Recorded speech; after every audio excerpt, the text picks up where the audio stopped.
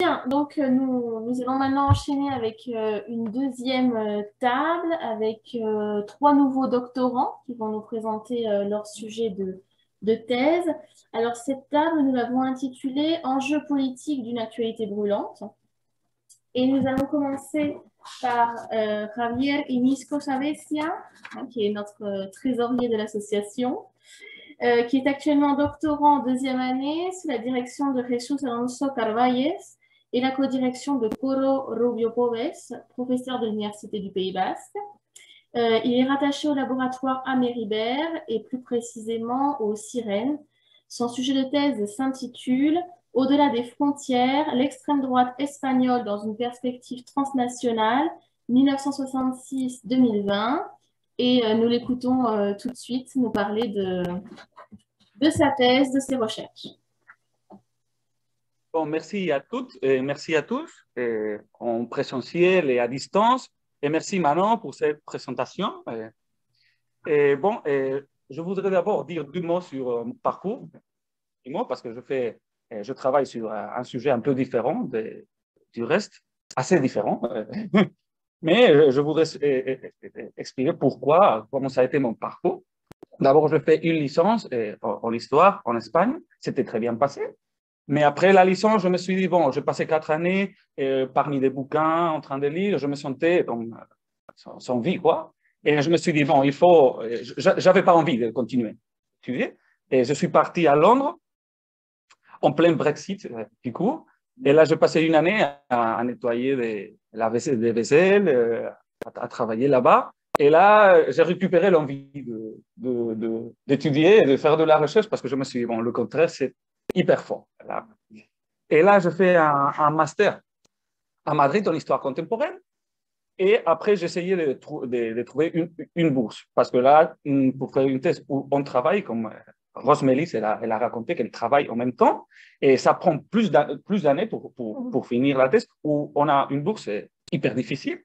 Et là, au Pays Basque, je ne parle pas le basque. Alors, pour avoir une bourse du gouvernement basque ou de l'université basque, c'était hyper difficile. Mais je parlais un peu de français quand même. Et je me suis dit, bon, il y a deux bourses, deux opportunités de faire la thèse en co-tutelle avec Bordeaux ou en co-tutelle avec Pau. Et là, j'ai pris l'option de Bordeaux. Il fallait trouver quelqu'un ici qu'on connaissait à Vitoria. Et on a trouvé M. Alonso, Jesús, qui est spécialiste, comme vous le savez, dans le franquisme, et dans la répression franquiste, dans les exilés, notamment les enfants qui ont parti après la guerre, et aussi dans la mémoire qu'il appelle de pierre, les monuments, etc., pour garder la mémoire des victimes. Et bon, M. Alonso, il travaille beaucoup avec mon équipe à Vitoria. Il est dans les mêmes revues spécialisées et tout. Et bon, on avait des sujets. Bon, et le titre de ma thèse, comme Manon a dit, c'est Au-delà des frontières, l'extrême droite espagnole dans une perspective transnationale. Là, du coup, déjà, le titre pose certains problèmes, parce que extrême droite, c'est un concept qui est central dans la thèse, mais qui n'est pas facile à délimiter, parce que bon, il y a toujours des débats. Quelles sont les différences entre l'extrême droite et la droite radicale? Où est la limite? Quelles sont les différences? Est-ce que le fascisme fait partie de l'extrême droite? Ou par contre, c'est plutôt totalitaire, prend des idées de gauche et de droite, et ça va au-delà de l'axe libéral droite-gauche? Première partie, moi j'ai les choses assez claires, mais ce n'est pas une question de le dire. Et là, il y a aussi dans le titre une paradoxe qui est un espace politique qui est très national, qui est très attaché à une nation, mais moi, par contre, j'étudie ces rapports internationaux. Alors là, on trouve une paradoxe. Bon, alors la question principale de la recherche, c'est comment a évolué l'extrême droite espagnole entre le franquisme tardif et le présent. Et pourquoi? Toujours en histoire, on se demande pourquoi. Mes hypothèses, c'est qu'il y a eu des changements importants. Des fois, on ne les voit pas, mais c'est mon hypothèse, marquée par d'abord l'oubli progressif de la guerre civile, résultat d'un éloignement temporel et générationnel du conflit. Le temps passe et ça s'éloigne logiquement. Et après la progressive disparition de l'apologie explicite du régime de Franco, il reste quand même une certaine apologie, mais ça disparaît parce que c'est pas électoralement, c'est pas forcément bien. Et après, une acceptation croissante du jeu démocratique et du libéralisme politique, même s'il demeure encore limité, il y a encore des traces qui nous font apprécier qu'il y a des limites. Et finalement, un éloignement de plus en plus clair de l'intégrisme catholique historiquement caractéristique de ce camp politique, qui a été toujours très catholique, mais intégriste. Et une distinction plus nette entre la sphère du politique et la sphère du sacré. Bon, quelle est l'originalité du travail, de mon travail? Parce que ce sujet est assez abordé déjà. Et je défends que l'évolution de ce camp politique en Espagne n'est pas due à lui-même. Il a évolué à cause des influences extérieures. D'abord italiennes, après françaises et finalement américaines. Dans le présent, avec Trump, on connaît bien. Et donc, je compte m'appuyer sur toute la recherche déjà faite et consacrée, et à partir d'elle, ma thèse a étudié la dimension transnationale et de cette extrême droite. C'est-à-dire, c'est quoi la dimension transnationale? Ces rapports humains, les influences idéologiques et symboliques qu'elle a reçues, et même les soutiens économiques qu'elle a développés au cours des dernières années. C'est très difficile à connaître les soutiens économiques parce que là, il n'y a pas de traces, c'est très difficile, mais il faut essayer quand même. Et je crois que ce travail n'a été abordé que partiellement par l'histoire et dans plusieurs chapitres de livres et des articles. Oui, mais il manque vraiment une vision d'ensemble, une vision complète et solide. Bon, comment je vais articuler la recherche? Bon, c'est un peu vert encore le projet, mais ça m'a aidé la rencontre doctorant pour penser à l'articulation. Et je ferai une articulation en 6 parties, en 6 chapitres. D'abord, une introduction historique qui doit commencer forcément, si on connaît un peu l'histoire du pays, par la guerre civile. Et là, on voit les liens établis entre les différentes forces internationales et autour du régime de Franco. Et là, on trouve les nazis allemands, les fascistes italiens, les intégralistes portugais, ou même le bataillon Jeanne d'Arc français. Il y avait des Français aussi dans les forces appelées nationales ou franquistes.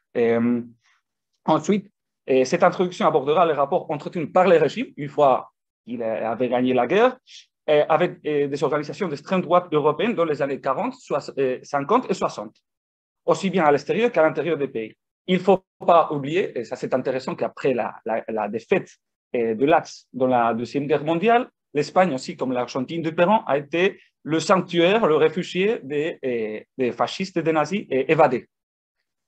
Tous sont allés en Espagne ou en Argentine. Là, il y a des réseaux très importants. Après un premier chapitre qui coïncide chronologiquement avec le franquisme tardif, 1966, 1976, et c'est la période qui voit parallèlement l'ouverture et le déclin du régime. La dictature commence à s'éloigner des organisations d'extrême droite parce que ce n'est pas bien, je ne trouve pas le mot, ce n'est pas convenable. Et ce sont les secteurs immobilistes les plus durs du régime, et appelé aussi le bunker. Si vous avez entendu le mot, le bunker, ce sont les secteurs plus radicaux qui vont commencer à s'organiser et qui vont revendiquer et hériter de ces liens internationaux. Deuxième chapitre, ajusté chronologiquement à la transition espagnole, qui est située entre 1976 et 1982. Et cette période est marquée par l'opposition des forces d'extrême droite au procès de démocratisation du pays. Le parti hégémonique de l'extrême droite espagnole s'appelle Fuerza Nueva, Force Nouvelle, et va être très influencé par le MSI italien, qui a été le principal parti de ce camp politique au niveau européen après la Deuxième Guerre mondiale. Et ensemble, Fuerza Nueva, le MSI avec le parti français, Parti des Forces Nouvelles, vont créer l'alliance Eurodestra et Euroderecha, Eurodroite. Ça s'appelait le nom, les 3 forces italiennes, françaises et espagnoles. Ce chapitre finira avec la dissolution de Fuerza Nueva en 1982, après son échec électoral aux élections de cette année, et la victoire du Parti socialiste en cette année, qui marque la consolidation de la démocratie en Espagne. Là, c'est la fin de la transition. Troisième chapitre, qui coïncide avec le gouvernement socialiste de Felipe González, 1982-1996, et qui est une période caractérisée par la faiblesse de l'extrême droite espagnol et par l'influence du nouveau leader du second politique en Europe, Jean-Marie Le Pen, qui va substituer le MSI comme le principal force de la droite extrême dans le continent et qui va imposer ces sujets, immigration et opposition à l'intégration européenne. Ce sont les deux axes qui sont des nouveaux axes. En Espagne, deux partis, Juntas Españolas et le nommé Frente Nacional, qui est le même nom que le Front National, vont s'aligner au fil du temps avec le nouveau courant national-populiste incarné par le Front National français. Un quatrième chapitre qui coïncide, je l'appelais, avec le bipartidisme, on connaît bien, en Espagne en 1996-2011, marqué par le déclin encore plus fort, plus profond des options d'extrême droite, mais en même temps et par le renouveau de son discours et de ses symboles. Et là, pour moi, c'est une période très intéressante parce que ce n'est pas étudié. Et là, l'extrême droite demeure insignifiante, mais là, on aperçoit les changements. Les grands changements arrivent en ce moment. Ainsi, on voit se consolider les options de tendance nationale populiste avec un discours xénophobe, un nouveau discours qui n'existait pas avant, tel que Plataforma per Catalunya ou Démocratie nationale, au détriment des forces ouvertement nostalgiques du régime de Franco et ancrées dans l'intégrisme catholique comme Alternativa Española ou comme Unión Tradicionalista Carlista. Vous pouvez imaginer, c'est déjà très minoritaire, très minoritaire. Et finalement, un dernier chapitre consacré à Vox. C'est le grand défi 2011-2021, son origine comme scission du PP, le Parti conservateur espagnol, sa radicalisation postérieure et surtout, ce qui est le centre de cette thèse, ses rapports avec les autres forces de l'univers de l'extrême droite qui ont émergé après la crise économique et par les multiples défis posés par la mondialisation. Et cette période est caractérisée par la multiplication des influences extérieures. Il n'y a pas seulement l'Italie d'abord ou après la France, là il y a des influences multiples, mais quand même Donald Trump reste la principale. Je veux dire parmi les principales, mais la principale. Bon, et en guise de conclusion, les principaux défis que je trouvais et je vais trouver dans ma recherche, c'est une très large chronologie, parce que ça commence par la guerre civile et ça finit aujourd'hui, une chronologie très large. Quelle solution? D'abord, centrer le travail sur l'extrême droite hégémonique, c'est-à-dire ne pas parler des groupuscules très petits, des petites organisations, vraiment prendre les plus importantes, c'est-à-dire Fuerza Nueva, Plataforma per Catalunya, Vox, grosso modo, les plus importantes parce que sinon c'est impossible. Et deuxièmement, rester sur l'axe de connexion transfrontalière, sur l'axe transnational. J'aimerais beaucoup parler sur les discours sur État, par exemple, sur la violence au Pays Basque, ou sur les femmes dans l'extrême droite, ou sur la vision des femmes de l'extrême droite. Mais là, je risque vraiment il y a beaucoup de sujets de perdre le fil de la thèse et de ne pas le faire en 3 ans ou en 4 ans. Et après, deuxième défi, 2 types de sources. Des riches sources historiographiques pour l'extrême droite historique, nostalgique du franquisme, mais il n'y a pas de sources historiographiques pour l'extrême droite plus récente. Et là, solution, recours aux sources journalistiques, orales, la presse, etc., parce qu'il n'y a pas d'autres. Et là, c'est très important de croiser les sources, parce que si je travaille avec l'extrême droite, avec une vision transnationale, et je prends les sources espagnoles, surtout peut-être les sources espagnoles sont très importantes à des choses qu'en France ne sont pas du tout importantes. Ou en Italie, mais quels sont ces partis espagnols minoritaires?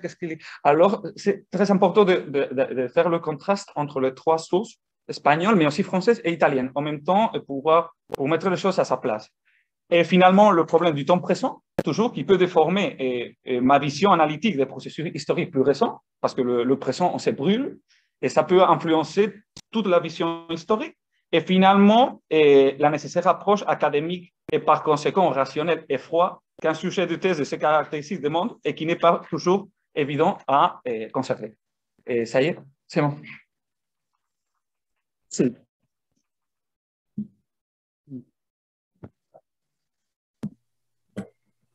Eh bien, merci beaucoup, Javier, pour cette présentation très intéressante. Je ne pas. C'est bon. Non, c'est bon. C'est bon maintenant. Oui.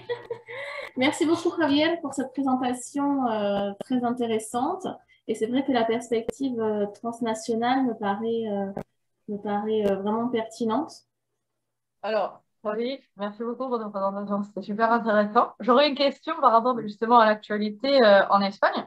On a tendance un petit peu à dire que, enfin, on a tendance à entendre que Vox en fait est monté à partir des événements qui ont eu lieu en Catalogne, tout ce qui a été le séparatisme. Mais est-ce qu'il y a d'autres facteurs? Comment est-ce que toi tu l'expliques? Enfin, à partir de ce que tu as vu, comment en fait on peut expliquer que actuellement Vox fasse des scores assez impressionnants, notamment dans la région dans laquelle j'étais, à Murcie, où ils ont quand même eu Oui. autant de sièges que le PP et le PSOE. Donc voilà, c'était ça. D'accord, merci pour la question. Je serai très bref. Et oui, notamment à Murcie, un bon instant. Mais 3 points. D'abord, le gouvernement du PP en 2011.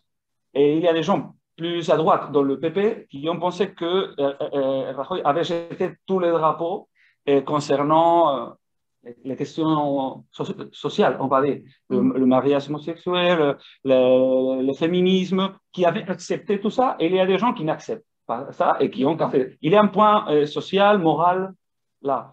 Deuxièmement, et la Catalogne, c'est clair. Là, c'était au point de casser l'Espagne en deux en 2017. C'était déjà annoncé. Et là, on a vu les drapeaux qu'on n'avait jamais vus dans les balcons, partout. Oui. Et troisièmement, la victoire de la gauche.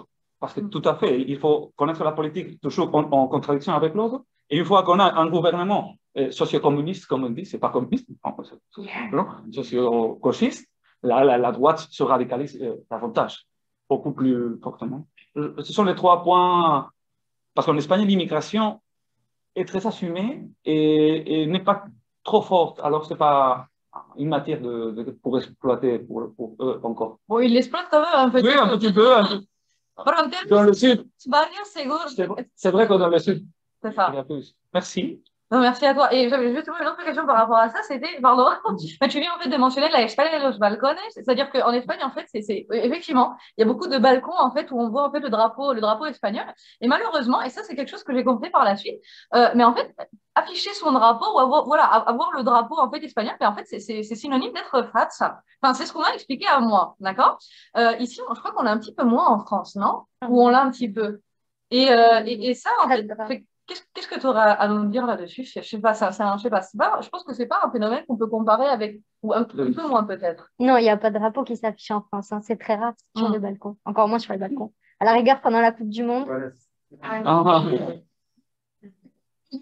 Question politique, je pense. J'avais dit précisément ça, qu'en Espagne, après le franquisme, le drapeau était très lié au régime. Avec l'aigle, on a enlevé l'aigle, mais ça restait quand même, malgré les efforts de la gauche socialiste, de dire non, il faut revendiquer aussi ce drapeau constitutionnel démocratique. C'était très difficile, très en retraite, mais c'était précisément ce qu'on appelle le nationalisme banal, qui est le mot de Michel Billing, historien, politologue très important, qui est précisément à travers du sport. On a Nadal, on a Gasol, on a la sélection de foot espagnol. Là, qu'on a commencé à récupérer les symboles nationaux. Et là, tout le monde avait un drapeau chez lui pour mettre dans le balcon. Mais, par exemple, aux années 80 ou 90, les gens n'avaient pas ce drapeau à la maison. D'accord. La normalisation, de plus en plus. Merci beaucoup. Oui, je ne sais pas s'il y a des questions. Moi, j'aurais une question, mais s'il y en a dans la salle. Non, il n'y en a plus. Si, Manon. Manon apparaît. L'autre Manon. Vu Manon confrontée. Bon,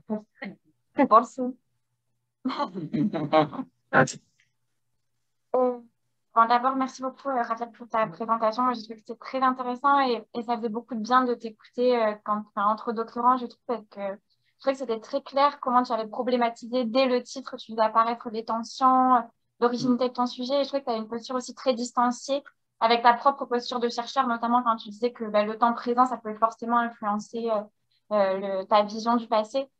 Et j'ai trouvé que c'était très... ça faisait beaucoup de bien de l'entendre et personnellement, ça me faisait prendre conscience de plein de choses. Et moi, j'avais plus de questions par rapport à ta pratique même de la recherche, notamment le fait dont tu as parlé du fait que tu avais voyagé avant de te lancer dans la thèse, que tu es allé à Londres. Et aussi, je me demandais, donc j'ai 2 questions. La première, ce serait par rapport à ce voyage, est-ce que tu avais l'idée de ta thèse avant de partir voyager et que ça t'a permis de peut-être d'avoir une ouverture d'esprit ou de mûrir le projet. Et après, j'ai une question par rapport aussi au fait que tu touches un sujet qui peut être sensible et polémique. Et que, par exemple, quand tu fais tes interviews, est-ce que c'est difficile parfois de poser certaines questions? Est-ce que tu mets en place certaines stratégies pour arriver à avoir des réponses? Par exemple, moi, je sais que le bilinguisme au Paraguay, c'est un sujet qui est très polémique. Et parfois, c'est difficile de poser des questions tout en restant neutre. Et je me demandais comment tu faisais dans ces contextes-là. Et peut-être aussi, tu parlais de l'actualité. Et est-ce que c'était difficile de travailler un sujet d'actualité quand on fait de la recherche? Parce que parfois, voilà, c'est des sujets qui sont brûlants et il n'y a pas cette distance. Et des questions plus par rapport à ta pratique de la recherche. D'accord. Merci pour les trois questions.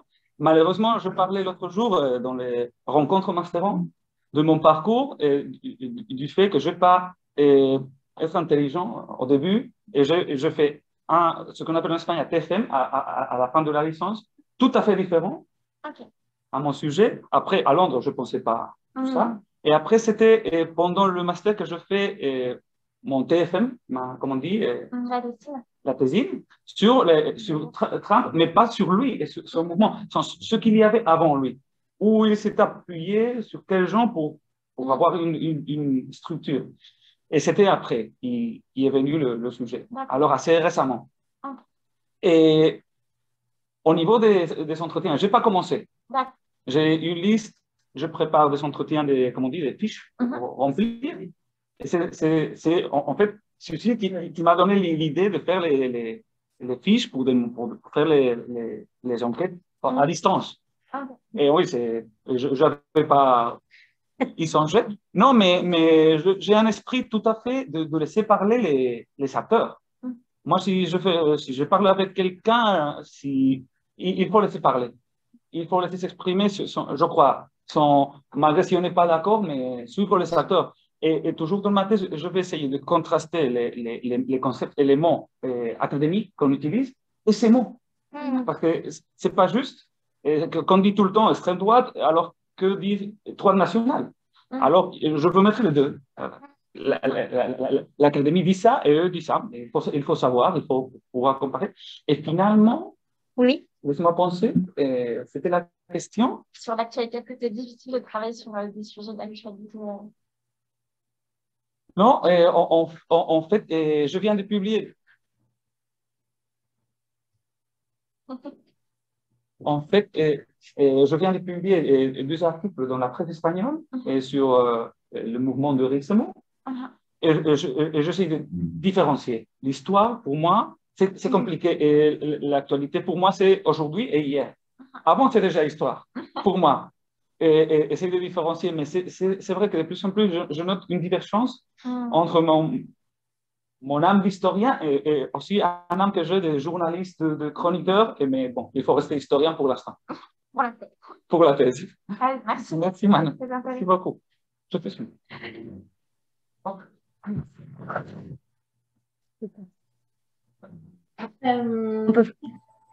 Bien, vous m'entendez? C'est bon?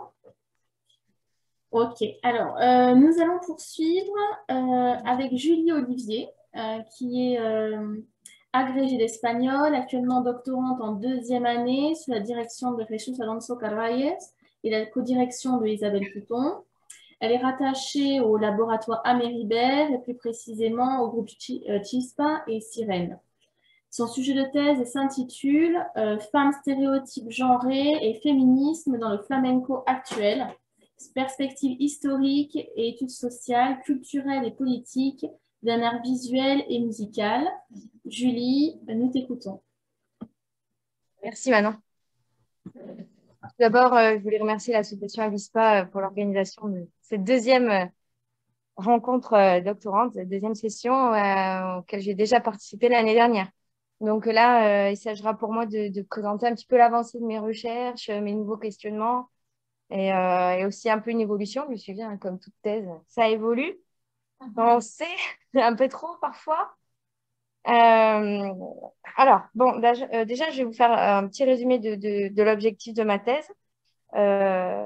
Donc, je m'appuie sur l'analyse de spectacles de flamenco ultra contemporain. Donc, j'en ai environ une 20aine. Hop, voilà.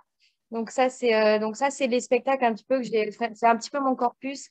Il faut que je le limite parce que j'en ai déjà rajouté 2-3. Donc c'est déjà trop, mais bon. Donc j'ai environ voilà, une vingtaine de spectacles donc, qui vont de 2015-2016 jusqu'en 2021, dans lesquels on y voit une revendication explicitement féministe. Que je relie au contexte socio-culturel espagnol, qui est, on le sait, marqué par une vague féministe très intense. Alors, la méthodologie, c'est je vais sur le terrain ou par Zoom avec le Covid, et je réalise donc moi aussi des interviews avec des artistes, mais aussi des chercheurs, chercheuses. Et donc, je fais, donc, comme je l'ai dit, des analyses visuelles de spectacles, des spectacles de tout type. Donc là, vous voyez, il y a je les ai regroupés en deux catégories, espace dit conventionnel et espace dit alternatif. Donc, spectacles représentés sur des scènes professionnelles de festivals, ou alors aussi performances, conférences dansées, les happenings, les manifestations, tout ça, c'est pris en compte. Mais par contre, j'ai pas encore le plan définitif, mais la première partie sera consacrée à une étude historique donc de l'art flamenco, depuis ses origines, donc aux alentours du 19e jusqu'aux années 2000. Donc c'est vrai que j'ai quand même une chronologie immense, mais ça m'est nécessaire parce qu'il faut vraiment poser les bases de cet art. Et ce sera vraiment une base, ce sera que la première partie, on va dire, c'est pas mon sujet en lui-même.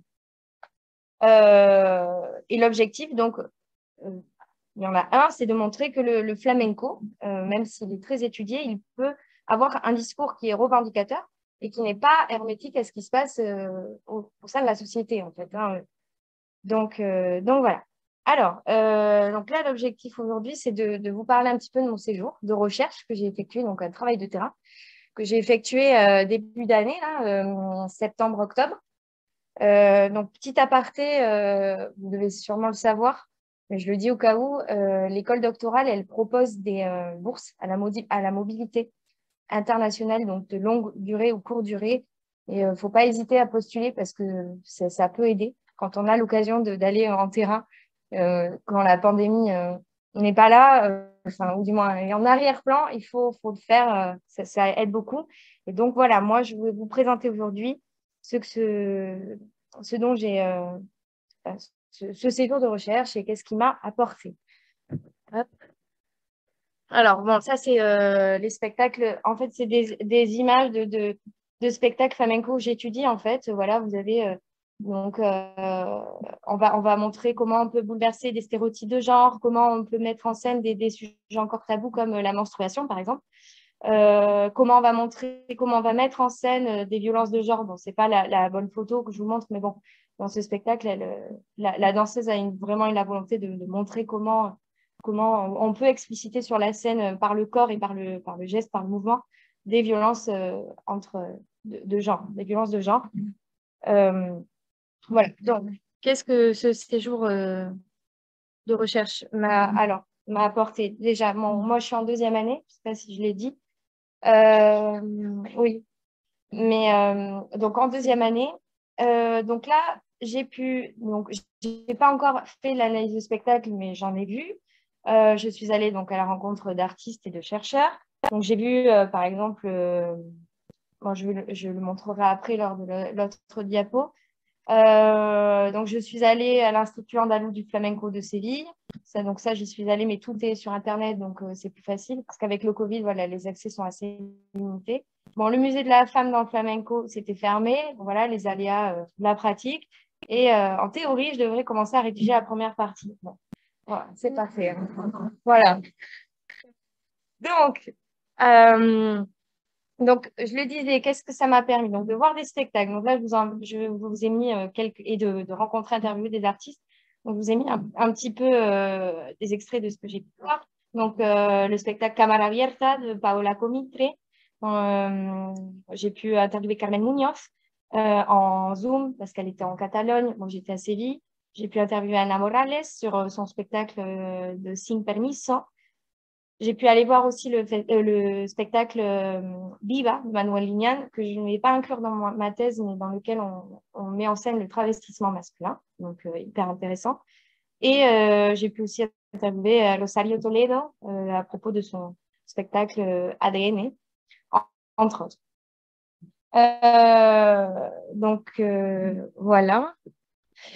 Alors, ensuite, ce que ça m'a appris et ce que ça m'a apporté aussi.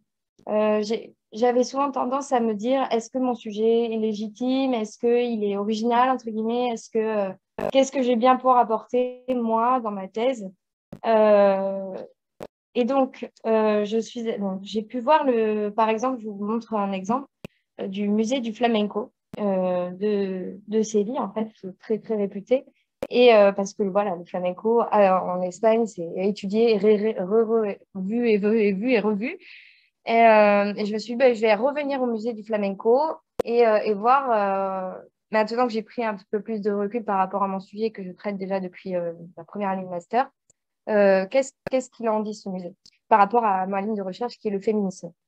Donc, j'ai été étonnée donc, de ce qui se disait par rapport à Carmen Amaya.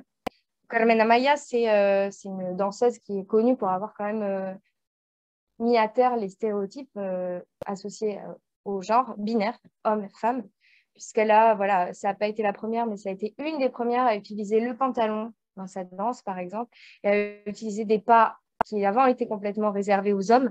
Et donc, je suis allée dans ce musée. Donc, on entre enfin, il y a plusieurs salles et il y a une petite salle où c'est que des costumes. Et on arrive à la salle dédiée à Carmen Amaya. Et donc là, on a le costume, là, vous voyez. On peut même s'y projeter parce qu'il y a un miroir derrière. Donc, on met sa tête, on est en habit de Carmen Amaya, quoi. Et donc, et puis il y a un petit écran et on clique et c'est un écran interactif et ça explique en fait le parcours de Carmen Amaya et tout ça. Et donc, le musée la présente comme ça. Alors, je vous lis, c'est une voix, bon, je vous l'ai traduit, c'est en français. Elle s'habille en lui. Carmen Amaya en tenue d'homme symbolise la consécration de la place de l'homme dans la danse. Donc, là, je me suis dit, il y a quand même quelque chose à faire parce que, en fait, ce musée du flamenco, c'est encore un musée du flamenco traditionnel et hétéronormé. Ça ne reflète pas vraiment ce qui se passe actuellement sur la scène. Donc, je me suis dit, bon, ben voilà, je vais prendre la place en tant que chercheuse là-dedans et essayer de revaloriser ce flamenco féministe qui est encore peu étudié. Par contre, la place de la femme dans le flamenco en Espagne est assez populaire. J'ai fait une rencontre là-bas qui m'a dit oui, ce sujet, c'est vu et revu. Mais par contre, l'analyse de spectacle, ça l'est moins. Donc voilà, moi, je m'insère là-dedans.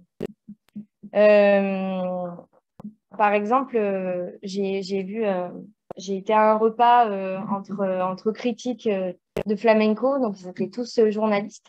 Donc j'étais dans ce milieu-là, ils étaient tous amateurs de flamenco, ultra spécialistes. Et en fait, ils étaient en train de débattre sur un spectacle, donc je vous ai montré tout à l'heure, de Cámara Abierta, Paola Comitre, le premier en haut à gauche. Donc, dans ce spectacle, en fait, le fil conducteur, c'est comment a évolué la danse de la femme dans le flamenco au fil des années.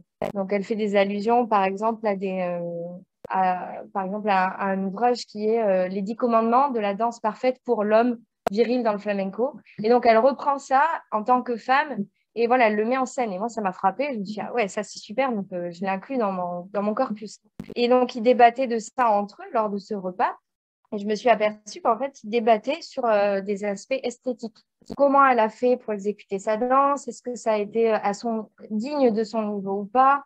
Et le fond est complètement passé à la trappe, complètement inaperçu, parce qu'après, ils sont spécialistes du flamenco, donc c'est vraiment, ils ont une vision encore très puriste et très, très traditionnelle. Donc, moi, je me suis dit, ben voilà, moi, mon apport, il est là. Il n'est pas dans juger si ça a été bien exécuté ou pas, si c'est vraiment du flamenco ou pas, parce que moi, je ne suis pas spécialiste du flamenco. C'est important aussi de le dire, parce que parfois, c'est des questions que j'ai eues, par exemple, à l'oral du contrat doctoral. On m'a dit, est-ce que vous comptez faire une analyse musicale, esthétique du flamenco? J'ai dit non, moi, ce n'est pas ma spécialité. Donc, moi, j'adopte un point de vue plus social, anthropologique, voire politique des spectacles que je vais analyser, en m'appuyant aussi sur les déclarations des artistes. Voilà. Une autre problématique que j'ai pu soulever grâce à ce séjour, et c'est un terme qui apparaît en gros dans ma thèse, c'est le terme féminisme. Donc, depuis le début de mon master, je réalise des interviews et j'ai posé qu'une seule fois la question après, t'inquiète. J'ai posé qu'une seule fois la question à l'artiste que j'interviewais, est-ce que tu le considères féministe? C'est quelque chose que j'ai posé qu'une seule fois à ma première interview et elle m'a dit, bah oui, bien sûr, vu que je suis une femme, moi, je me considère féministe. Donc, c'est une question qu'après, j'ai écartée. Je me suis dit, bon, pas la peine de la poser, quoi, c'est évident. Et puis, je sais pas, la dernière interview que j'ai réalisée, donc auprès de Ana Morales, qui à propos de son dernier spectacle, Sin Permiso, donc dans ce spectacle, elle parle de son rapport aux hommes, de son insertion dans le milieu du flamenco, qu'elle-même définit comme machiste. Son rapport parfois difficile en plus avec les hommes, enfin, c'est clair et net, c'est précis dans son spectacle, c'est très explicite. Elle vole par exemple les habits du danseur et puis elle se les met. Voilà, elle est en tenue d'homme, elle part de son père. Et donc je me suis dit, je vais quand même lui demander, parce que moi je pose une étiquette en fait. Et je dis, voilà, cette artiste est féministe. Et donc je lui ai demandé, elle m'a dit non. Alors là, j'ai un mince, comment je vais faire? Bon, et du coup, je lui ai dit, pourquoi tu ne dis pas que tu es féministe? Et en fait, elle me disait qu'elle voulait pas être catégorisée, elle voulait pas qu'on lui pose une étiquette. Et surtout, ce terme, en fait, lui faisait peur. Elle disait qu'elle avait pas envie qu'on pense qu'elle était contre les hommes, que les hommes, c'était à la trappe et qu'il y avait que les femmes, etc. Et alors là, je me suis dit, ah ouais, d'accord, mais en fait, il faut mieux définir ce terme-là parce qu'il est souvent mal compris, et même par les artistes, en fait, qui ont un discours finalement qui est féministe. Donc, le féminisme, c'est un mouvement qui se veut juste, égalitaire, entre tous les genres. Il n'y a pas les hommes en haut, les femmes en bas. Et bon, là, je simplifie, je parle que des genres binaires. Mais donc, même ça, c'est mal compris. Donc, je me suis dit, il faut quand même le recontextualiser et le redéfinir. Et surtout, ça, c'est aussi ce que ce séjour m'a permis. C'est donc toujours en lien avec le féminisme. Je suis allée voir un spectacle à Madrid d'un danseur et chercheur qui a fait sa thèse sur, entre autres, l'homosexualité dans le flamenco, mais l'homosexualité masculine dans le flamenco et la représentation du danseur dans le flamenco, son accès difficile à la danse, puisque catégorisé directement d'homosexuel. Et donc, il a fait un spectacle en partenariat avec deux autres danseuses, donc Belén Maya et Maria del Mar, qui s'appelle El Movimiento, en référence directe au mouvement féministe. Et donc, c'est un spectacle qui veut rendre hommage à des personnalités qui ont marqué donc, le mouvement féministe dans le flamenco, mais pas que.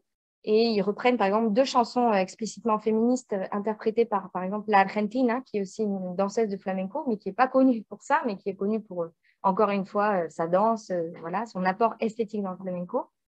Et donc, elle a une chanson vous allez entendre, parce qu'après, je vais vous mettre la vidéo, le teaser de la bande-annonce du spectacle.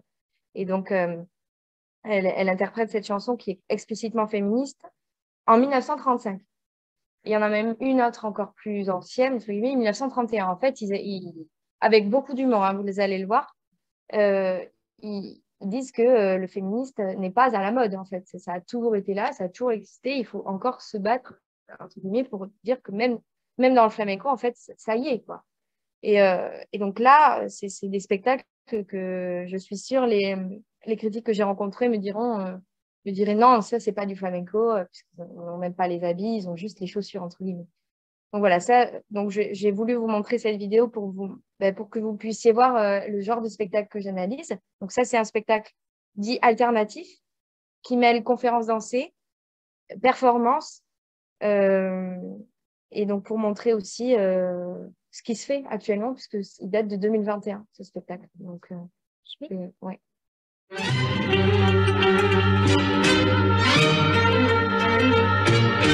Porque me gusta bailar y mi novio se enteró cuando yo me iba a casar. El infame me dejó. Ay, ay, ay, ay, mi afición tan singular, un marido me costó.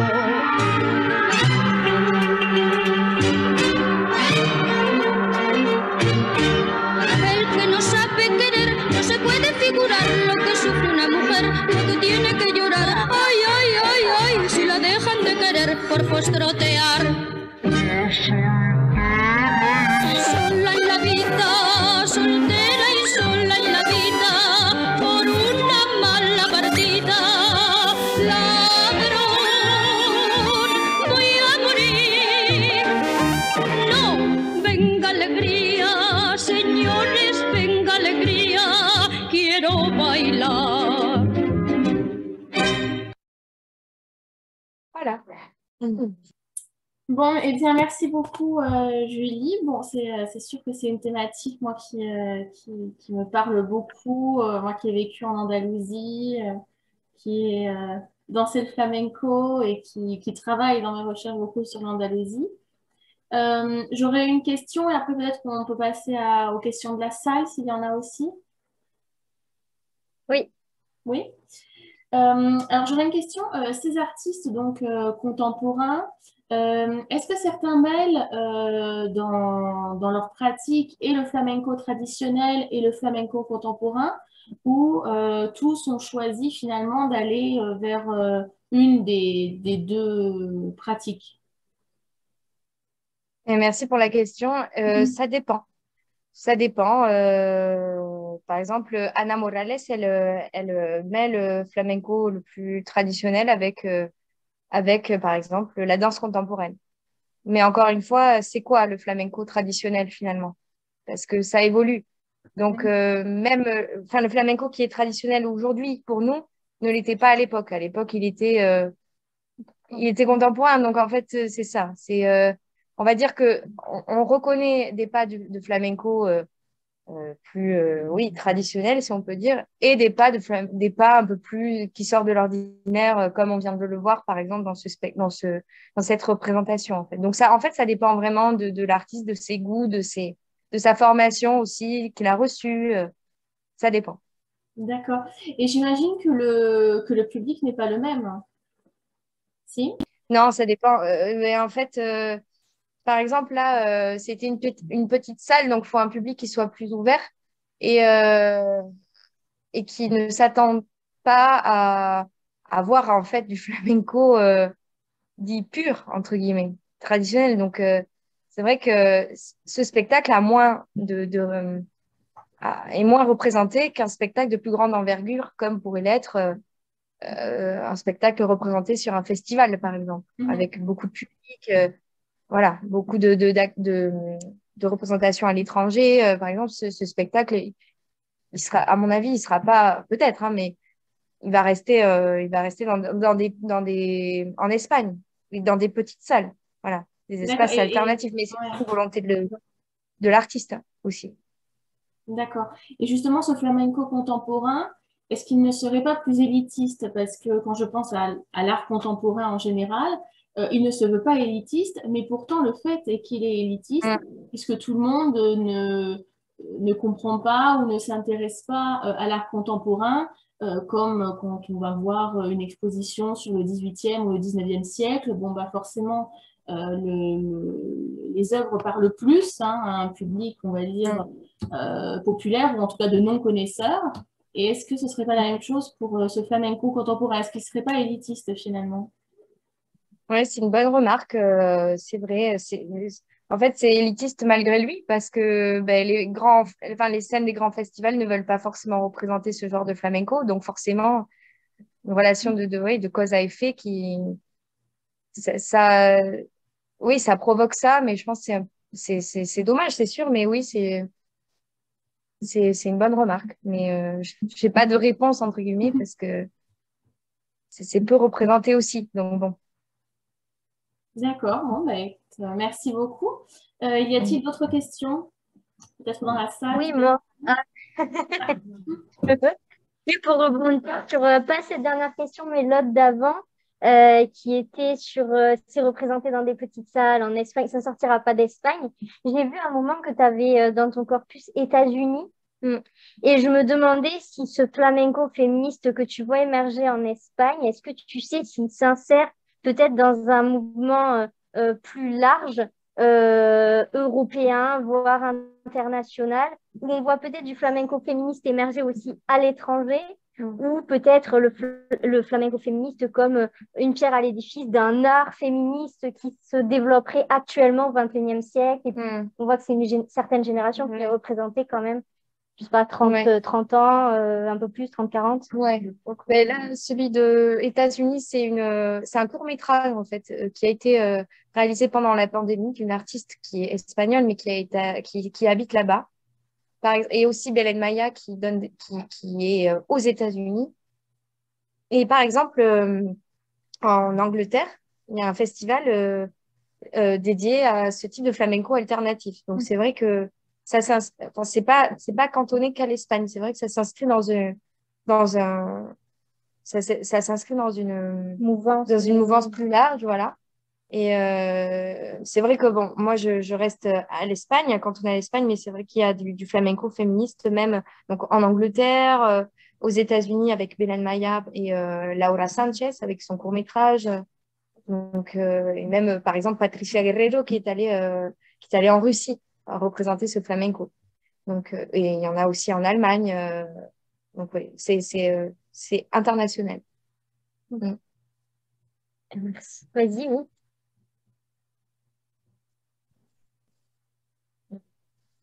Oui, merci pour la présentation. Je trouvais ça très intéressant et plus, je dirais, joyeux et beau que mon sujet de recherche et plus original aussi ton approche.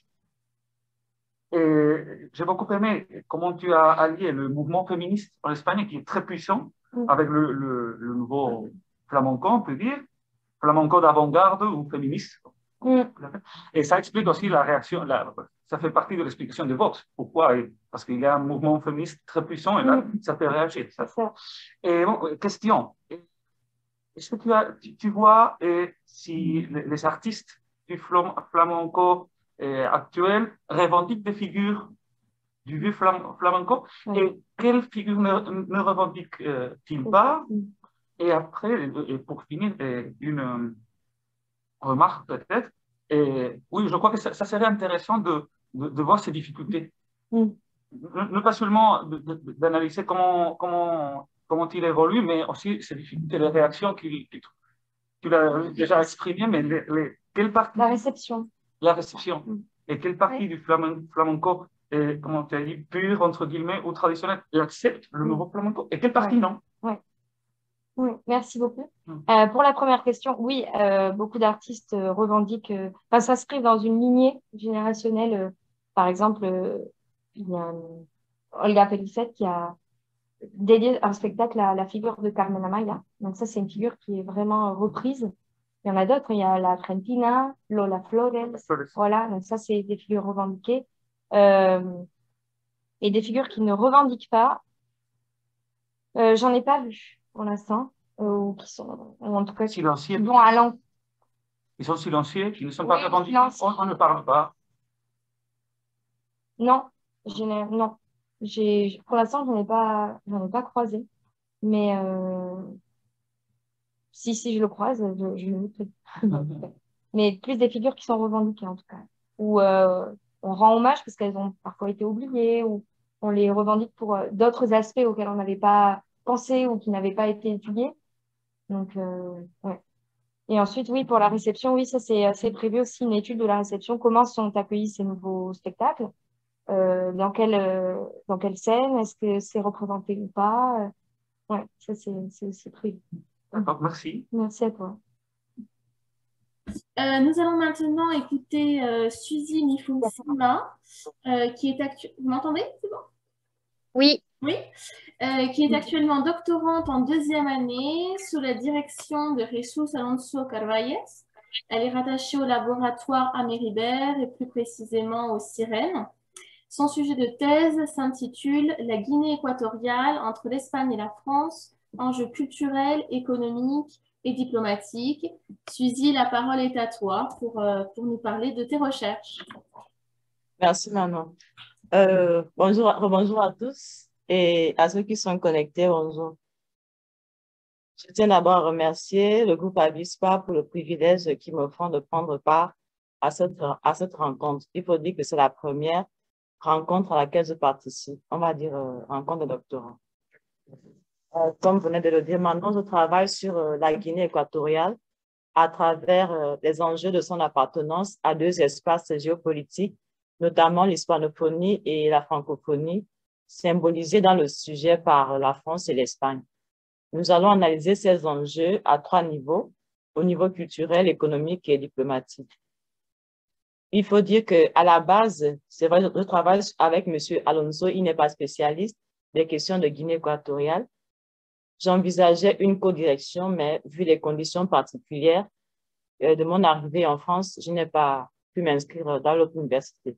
Qu'à cela ne tienne, j'envisage trouver un lecteur qui soit spécialiste des questions de Guinée équatoriale afin de nous aider dans ce sens, parce que, comme je disais, monsieur n'est pas spécialiste des questions, pour ne pas me pénaliser. Pour ceux qui ne connaissent pas la Guinée équatoriale, la Guinée équatoriale est un pays d'Afrique centrale. Elle est située, limitée au nord par le Cameroun, au sud et à l'est par le Gabon. Je suis gabonaise d'ailleurs, du coup, nous sommes frontaliers. Donc, limitée au sud et à l'est par le Gabon et à l'ouest par le golfe de Guinée. La Guinée équatoriale est un pays hispanophone de par son héritage colonial, donc colonisé par l'Espagne, comme l'Amérique latine. Et ce qui se passe, c'est que partant du Gabon ou de l'Europe, la Guinée n'est pas vraiment représentée, ce qui a fait que j'ai voulu m'intéresser à ce sujet. Et lorsque je suis arrivée à Bordeaux, notamment à l'université, je n'ai pas trouvé vraiment des études sur la Guinée équatoriale. Pour la plupart, ils découvrent le pays. Donc, c'est tout ça, mon intérêt, qui a fait que je puisse m'intéresser à ce pays. Donc, pour parler du sujet, je vais dans un premier temps présenter le contexte. Donc, dans le contexte historique du sujet, je vais reparler de la Première République parce que les enjeux de l'appartenance de la Guinée équatoriale à deux espaces géopolitiques nous plongent dans un premier temps à voir comment évolue le système politique de Guinée équatoriale. Donc, dans un premier temps, pas la première partie parce que je n'ai pas encore le plan, juste des idées. Dans un premier temps, il faut dire que la Guinée équatoriale a connu deux républiques. La première république date de 1968, après les indépendances, à 1979. Il faut dire que durant les indépendances, c'est l'Espagne qui gouvernait en Guinée équatoriale. Avant les indépendances, donc durant la période coloniale.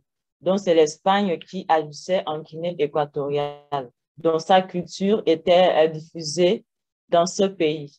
Mais il faut souligner que la Guinée équatoriale, avant d'appartenir à l'Espagne, est d'abord un territoire du Portugal. Le Portugal va céder l'Espagne à la Guinée équatoriale en 1778, après la signature du traité dit El Pardo. Donc, lorsque la Guinée équatoriale devient un territoire de l'Espagne, mais l'Espagne n'occupe pas le pays, ce qui fait que la Guinée était convoitée par des puissances telles que l'Angleterre, les Anglais, les Portugais. Ben, c'est après la perte des dernières colonies espagnoles en Amérique latine que le pays se tourne en Guinée équatoriale. Donc, la colonisation espagnole en Guinée équatoriale intervient justement en 1858, donc plusieurs années après la signature du traité dit El Pardo. Alors que les pays africains, pour la plupart de l'Afrique centrale, ont obtenu leur indépendance en 1960, la Guinée équatoriale, entre-temps, était toujours sous la domination de l'Espagne, donc pas colonisée. Donc, c'est 8 ans plus tard, en 1968, que le pays obtient son indépendance. Mais lorsque le pays obtient l'indépendance, le pays tombe sous le pouvoir dictatorial de Francisco Macias Nguema, le premier président de la Guinée équatoriale.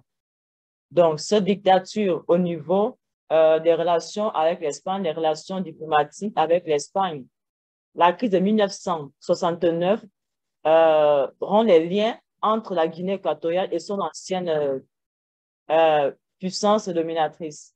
Donc, l'Espagne plie des bagages entre l'Espagne plie des bagages et s'en va. Du coup, la Guinée équatoriale se trouve sans pays dominateur. Voilà, sans pays dominateur et vu le pouvoir dictatorial qui sévissait là-bas. Ce qui fait qu'au niveau culturel, Macias Nguema, à travers sa répression, le pays était dominé par Macias Nguema. Donc, au niveau culturel, il impose une dictature qui supprime toute expression espagnole parce que pour lui, l'Espagne et l'espagnol est l'outil de domination. Donc, il va africaniser tout en Guinée équatoriale. Au niveau de la pratique des langues, ce sont les langues locales qui ont émergé. Et au niveau de la monnaie, sur le plan économique, Mercias Nguema supprime la monnaie espagnole qui était la peseta pour adopter l'equele, qui est une monnaie locale. Donc, tout se fait, et les toponymes et les anthroponymes, tout était maintenant africanisé, donc dû à sa politique d'authenticité. Maintenant, après le coup d'État fait par l'actuel président Obiang-Nguema, en 1979, le pouvoir dictatorial est renversé. Donc, on revient à la démocratie. Et vu que l'Espagne était écartée de l'Afrique dû à la dictature, le président actuel cherche à renouer les liens avec l'ancienne nation colonisatrice en faisant de l'Espagne, justement, la puissance dominante en Guinée équatoriale et en faisant de l'espagnol la langue parlée dans tout le pays, ce qui n'était pas le cas durant la Première République. Donc, l'Espagne et la culture espagnole sont à nouveau diffusées en Guinée équatoriale. En même temps, puisque le pays était isolé de la scène internationale vu le pouvoir dictatorial, il va renouer les liens avec le monde entier en faisant entrer le pays dans divers organismes internationaux, notamment la CEMAC, qui est l'ensemble des communautés ayant en partage le franc CFA, qui est une monnaie des colonies françaises. En même temps, le président actuel fait entrer la Guinée équatoriale dans la francophonie, qui regroupe l'ensemble des pays ayant en partage le français. En même temps, la CPLP, l'ensemble des pays de langue portugaise. Mais ce qui n'est pas sans conséquence sur l'influence que l'Espagne avait en Guinée équatoriale lorsque l'Espagne était seule. Parce qu'avant, la langue espagnole n'était pas en concurrence. Maintenant, la Guinée équatoriale, pour souligner, la Guinée équatoriale a déjà 3 langues officielles. Le français officiel depuis 1998 et le Portugal, 3e langue officielle depuis 2011. Ce qui fait que déjà au niveau de la pratique, la langue espagnole est déjà en concurrence. Au niveau des entreprises, il y a déjà les entreprises françaises, il y a plusieurs entreprises qui mettent en concurrence les entreprises espagnoles. Donc, nous allons analyser ce sujet-là sous un angle sociologique en considérant la culture espagnole, sa domination en Guinée équatoriale comme une violence symbolique. Parce que selon Pierre Bourdieu, chaque champ est relativement autonome. Ici, là, on va voir le champ parlant de la culture, le champ, on va s'intéresser au champ littéraire pour ne pas parler de toute la culture. On va s'intéresser au champ littéraire parce que durant la période coloniale, c'est l'Espagne qui éditait les œuvres équato-guinéennes. Maintenant, lorsque la crise diplomatique intervient, l'Espagne n'intervient plus en Guinée équatoriale. Ce qui fait que dans l'activité romanesque, il y a, on va dire, un coma, il y a un ralentissement de l'activité. Maintenant, après le coup d'État, l'Espagne revient en Guinée équatoriale et édite à nouveau les œuvres. Et les Équato-Guinéens vont souligner que durant les années 80, on note une importante activité de la production littéraire équato-guinéenne. Et cette influence de l'Espagne constitue une violence symbolique dans la mesure où la présence de l'Espagne dans le champ littéraire espagnol va rendre ce champ hétéronome, donc dépendant des logiques qui sont appliquées en Espagne. Parce qu'en Guinée équatoriale, il y a le centre culturel espagnol à Malabo et à Bata. Donc, puisque le centre culturel a pour mission de diffuser la culture espagnole, ce qui fait que sa présence dans le champ littéraire équato-guinéen va réduire l'influence du champ littéraire équato-guinéen qui va dépendre des logiques extérieures, ce que Pierre Bourdieu nomme l'hérésie. Donc, qui va symboliser la présence de l'Espagne en Guinée équatoriale à travers ces centres culturels-là. Donc, Ça, c'est la première partie. Bon, le premier axe, voilà. Maintenant, la réponse de la Guinée équatoriale à cette violence symbolique à travers la domination espagnole, en fait, la réponse de la Guinée équatoriale à cette violence symbolique est son entrée dans divers organismes internationaux. C'est en quelque sorte une réponse parce que, étant dominée par la puissance espagnole, la Guinée voulait mettre en concurrence les entreprises espagnoles. Justement, actuellement, vu la politique de la Guinée équatoriale, sa politique dictatoriale et la gestion de Biangima pour le pays, des questions se posent si on n'est pas toujours dans une dictature ou pas. Donc, l'entrée de la Guinée équatoriale à la francophonie, à la CPLP, vient répondre à la dictature, à l'influence de l'Espagne en Guinée équatoriale. Et c'est ce que Pierre Bourdieu appelle, pas Pierre Bourdieu, Mathurin Rouvenay appelle la symbolique de la violence. Donc, c'est la réponse à la violence symbolique qui est présente en Guinée équatoriale à travers les entreprises de l'Espagne. Donc, jusque-là, ce sont les points sur lesquels nous réfléchissons, vu que c'est un sujet, on va dire, embryonnaire. Je suis toujours en train de réfléchir sur les questions. Donc, ce que j'ai envie de montrer, c'est ça, montrer comment l'influence de l'Espagne en Guinée équatoriale dans la culture constitue une violence symbolique. Maintenant, l'entrée de la Guinée équatoriale dans les organismes internationaux, notamment la francophonie, la francophonie, la CPLP et les autres organismes-là, constituent la réponse à l'attaque, à l'influence de l'Espagne en Guinée équatoriale. Et ce qu'on voit actuellement, c'est qu'on ne peut plus parler de vraiment la toute-puissance de l'Espagne en Guinée équatoriale, puisqu'elle est maintenant en concurrence. Voilà. Et parlant de la France, à la base, les entreprises françaises étaient vraiment importantes et on notait l'influence de la France en Guinée équatoriale.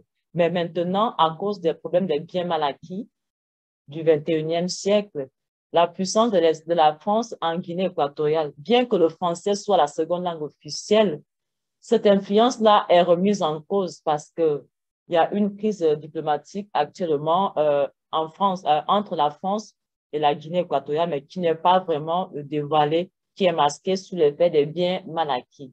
Donc, dans le travail, nous allons aussi analyser que l'influence que la France avait en Guinée équatoriale à travers les entreprises entre 1998 et 2005, cette influence-là est en train de décroître.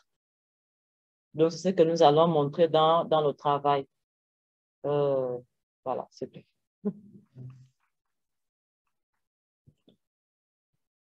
Merci beaucoup, Suzy, pour ta présentation. Et à titre personnel, mais je pense aussi à titre de l'équipe, on se réjouit que cette année, pour les deuxièmes éditions, il y ait toutes les aires hispanophones qui soient représentées, l'Espagne, l'Amérique hispanique et l'Afrique hispanophone.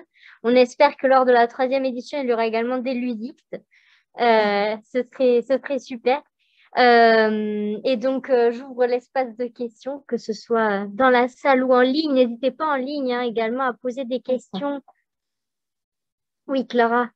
Moi, j'aurais une petite question parce que voilà, donc c'est des problématiques et puis c'est des problématiques qui ne sont pas forcément énormément abordées. Est-ce que toi, tu as beaucoup de bases, voilà, de documents, enfin, de sources bibliographiques sur lesquelles te baser? Ça a l'air d'être un c'est pas forcément, mais déjà ultra connu et puis ensuite ultra traité. Donc, sur quoi, en fait, tu te bases pour commencer, en fait, à élaborer cette question? OK, merci pour la question, Clara. C'est vrai. À la base, c'est vrai que c'est un sujet c'est un sujet, on va dire, d'actualité. Du coup, je n'ai pas assez de documents sur ça. Actuellement, avec M. Alonso, on envisage dans quelle mesure orienter le sujet vers l'angle sociologique de la violence symbolique.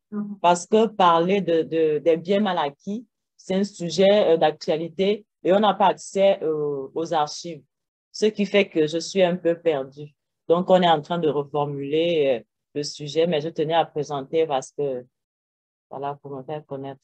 Mais on est en train de réfléchir comment orienter le sujet vers un angle sociologique en parlant de la violence symbolique dans la production littéraire équato-guinéenne, voilà, actuellement. D'accord, super. Oui. Parce que en fait, quand tu l'as présenté, au début, je me suis dit, bon, c'est hyper ambitieux. En même temps, c'est super vaste, c'est quand même super panoramique. Et effectivement, si tu en fait, vous réfléchissez à le centrer là-dessus, peut-être que ce sera plus facile pour vous de. Voilà. Surtout pour, évidemment, pour lui qui n'est pas forcément spécialiste. Mm-hmm. Et puis, Maintenant, on a une question. Moi, ça déjà été.